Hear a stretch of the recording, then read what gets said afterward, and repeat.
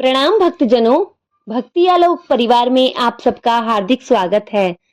कार्तिक मास पावन मास माना जाता है और हम सब मिलकर कार्तिक महात्म्य सुन रहे हैं, जिसका हमने 19वां और 20वां अध्याय पूरा कर लिया है। आज हम 21 और 22वां अध्याय सुनेंगे। अगर आपने पहले के अध्याय ना सुने हो तो आप चैनल पर जाकर ये अध्याय सुन सकते हैं। आइए आज की कथा शुरू करते हैं। अब ब्रह्मा आदि देवता नतमस्तक होकर भगवान शिव की स्तुति करने लगे। वे बोले, हे देवाधिदेव, आप प्रकृति से परे पार ब्रह्म और परमेश्वर हैं। आप निर्गुण निर्विकार व सबके ईश्वर होकर भी नित्य अनेक प्रकार के कर्मों को करते हैं। हे प्रभु, हम ब्रह्मा आदि समस्त देवता आपके दास हैं। हे शंकर जी, हे देवेश, आप प्रसन्न होकर हमारी रक्षा कीजिए। हे शिव जी, हम आपकी प्रजा हैं तथा हम सदैव आपकी शरण में रहते हैं। नारद जी राजा पृथु से बोले, जब इस प्रकार ब्रह्मा आदि समस्त देवताओं एवं मुनियों ने भगवान शंकर जी से अनेक प्रकार से स्तुति करके उनके चरण कमलों का ध्यान किया, तब भगवान शिव देवताओं को वरदान देकर वही अंतर्ध्यान हो गए।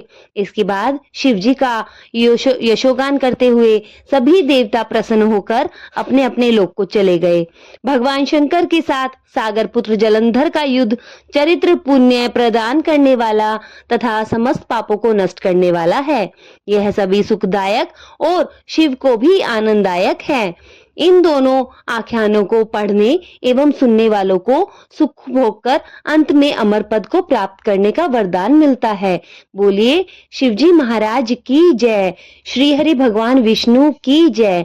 यहीं पर हमारा 21वां अध्याय संपन्न होता है। अब हम 22वां अध्याय श्रवण करेंगे। बोलिए भगवान श्री हरि विष्णु की जय। राजा पृथु ने नारद जी से पूछा, हे देवर्षि, कृपया आप मुझे बताइए कि वृंदा को मोहित करके विष्णु जी ने क्या किया और वह कहाँ गए। तब देवता स्तुति कर मौन हो गए। जब शंकर जी ने सब देवताओं से कहा, हे ब्रह्मादि देवताओं, जलंधर तो मेरा ही अंश था, उसे मैंने तुम्हारे लिए नहीं मारा है। यह मेरी सांसारिक लीला थी। फिर भी आप लोग सत्य कहिए कि इससे आप सुखी हुए या नहीं।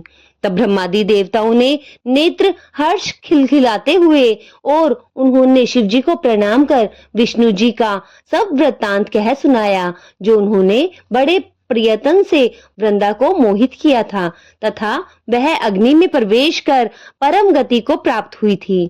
देवताओं ने यह भी कहा कि तब से वृंदा की सुंदरता पर मोहित हुए विष्णु उनकी चिता की राख लपेटकर इधर उधर घूमते हैं।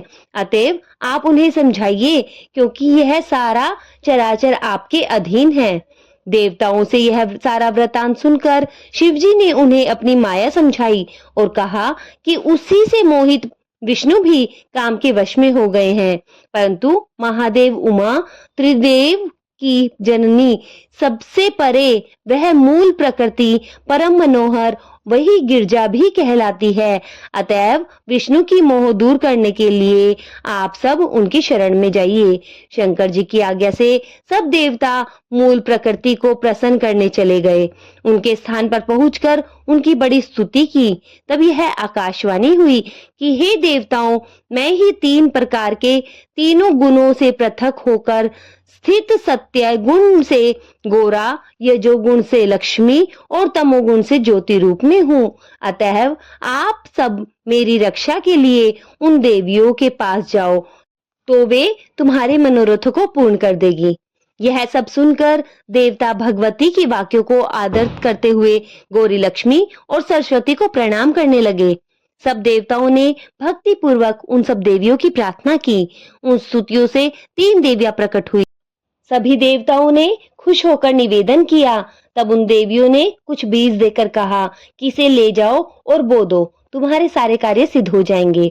ब्रह्मादि देवता उन बीजों को लेकर विष्णु जी के पास गए। वृंदा की चिता भूमि में डाल दी। उससे धात्री, मालती और तुलसी जी प्रकट हुई। विधात्री के बीच से धात्री, लक्ष्मी जी के बीच से मालती और गौरी के बीच से तुलसी जी प्रकट हुई। विष्णु जी ने जो ही उन स्त्री रूप वाली वनस्पतियों को देखा तो वे बैठ गए। कामास्त चित्त से मोहित हो उनसे याचना करने लगे। धात्री और तुलसी ने उनसे प्रीति की। विष्णु जी सारा दुख भूलकर देवताओं से नस्मत्र होकर लोग वैकुंठ लोक को चले गए। वह पहले की तरह सुखी होकर शंकर जी का स्मरण करने लगे। यह आख्यात शिव जी की भक्ति करने वाला है। अभी यहीं पर हमारा 22वां अध्याय समाप्त होता है। बोलिए श्री हरि भगवान विष्णु की जय, शिवजी महाराज की जय। कल हम इसका 23वां और 24वां अध्याय श्रवण करेंगे। भक्ति आलोक परिवार से जुड़े रहने के लिए आप सबका तहे दिल से बहुत बहुत आभार। चैनल को जरूर सब्सक्राइब कीजिए, वीडियोस को ज्यादा से ज्यादा शेयर कीजिए। मिलते हैं हम कल नई वीडियो के साथ में। धन्यवाद।